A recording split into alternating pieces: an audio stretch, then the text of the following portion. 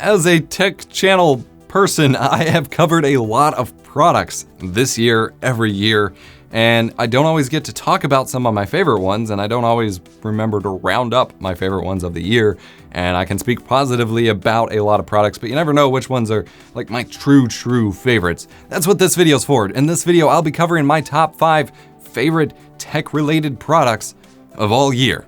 Just period, of a couple different categories. Not all of them I have even reviewed. You might see reviews later on in the next couple months, but as of right now, I haven't even reviewed them all. So I'm excited for this. Let's jump in. Plex is the media streaming app that beautifully organizes your media collections and lets you securely access them on all your screens, now with live TV viewing and DVR. Click the link in the video description to learn more. As always with these videos, I am starting in no particular order, so I'm actually just going to start with number 1, and that is my new mixer, my Soundcraft Multitrack MTMTK12. You'll see it on screen. I'm terrible. I always butcher these product names. This is a very expensive mixer compared to the ones that I have purchased, as it is around $450 US.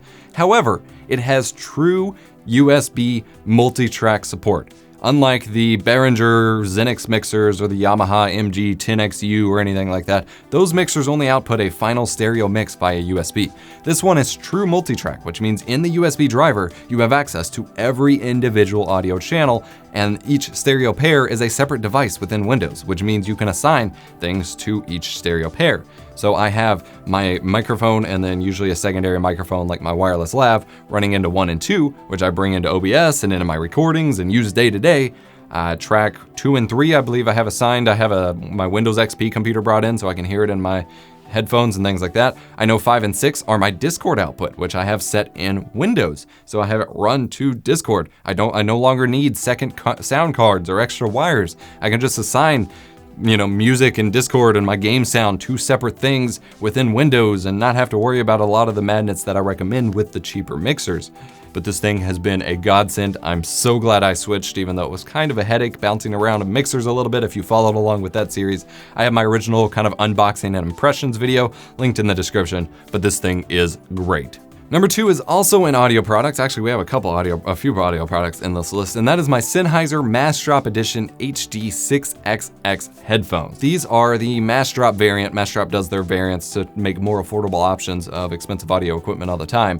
This is Master OP's variant of their 650s and 600 series headphones, which I did review last year.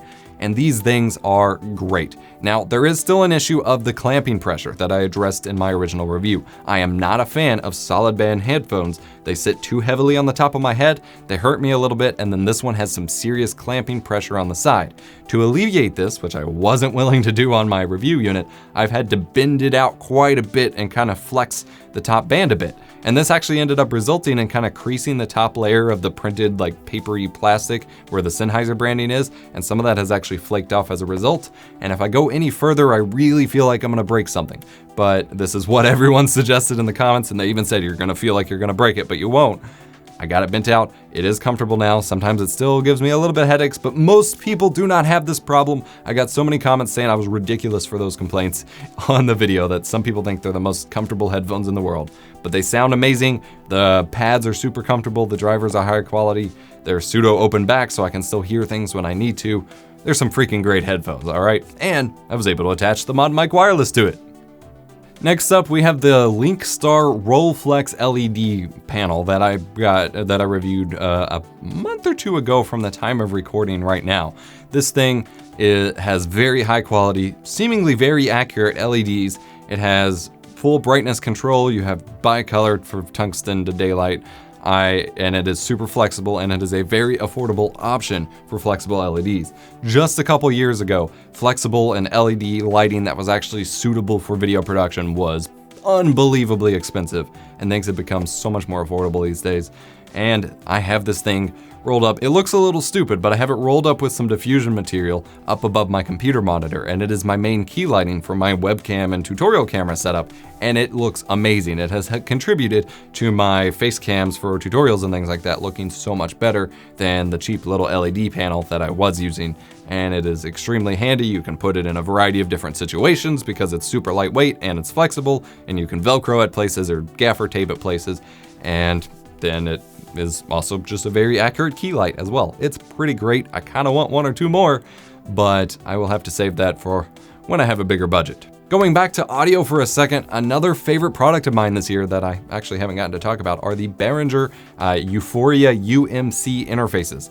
These are a much newer product than the Behringer Xenix line of mixers that I've talked about before on the channel. Those are pretty old. These UMC mixers are much newer technology. They're much newer hardware. They come with the Midas preamps, which are actually very, very high quality. They all have their audio drivers for the 202 HD, 204 HD, 404 HD. All of those higher end ones would start at just like $40.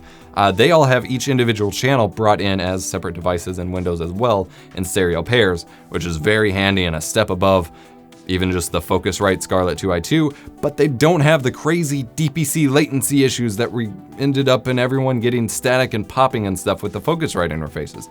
That drove me nuts for all of like 2015, and I finally gave up on them, and these are my new favorite mixers or interfaces to recommend. And I actually picked up for review, I have the 202 or the 204 HD, I have the massive 404 HD, and then I did pick up the cheaper, the like $20 UMC2. That one is still a pretty good basic one input interface, but the preamp is a little bit lower quality than the bigger ones, and the audio driver is much more basic. So I'd only recommend that one if you're really on a budget, but overall the line is freaking great and they're built really nicely.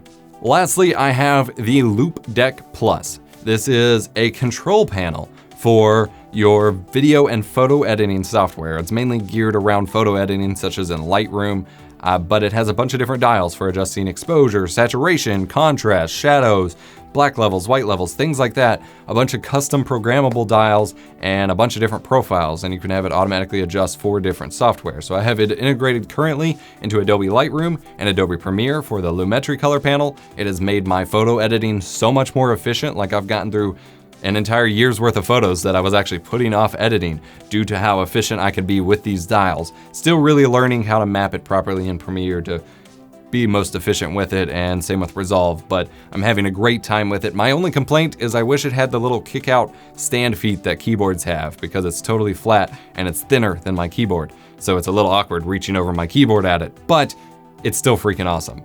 That's been my top 5 favorite tech of this year, some of which I have not talked about enough with how much that I've loved it on the channel. These things are amazing. It's stuff that hasn't necessarily come out this year, but I've only really just discovered this year and started talking about, and these things are fantastic. If I have videos on these products, they will be linked in the description below. Down there will also be affiliate links so you can pick up this stuff at your favorite online retailer and give a small kickback to the channel to help me out. And otherwise, hit the like button, subscribe for more tech education. I'm EposVox. Have fun with some technology. I'll see you next time.